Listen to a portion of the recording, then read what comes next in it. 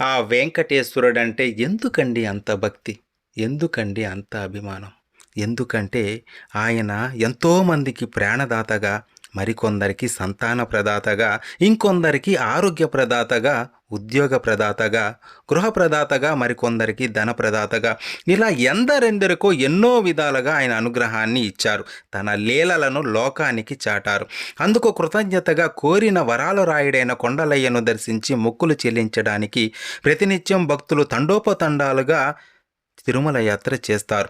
అందులో ఎంతోమంది ప్రభువులు, సామంతులు, ధనికులు, పేదవారు, శరణార్థులు, మరెందరో మరి కులమత భాష వర్గ వర్ణ భేదరహితంగా దేవతా సార్వభౌముడైన కలియుగ వైకుంఠనాథుని దర్శించడానికి తిరుమలకి పరుగులు పెడతారు. కొందరు పాదయాత్రలు చేస్తారు, కొందరు తలనీలాలిస్తారు, కొందరు అంగప్రదక్షిణలు చేస్తారు. ఈ విధంగా వారికి తోచిన విధంగా స్వామివారికి తన మొక్కులు తీర్చుకుంటారు.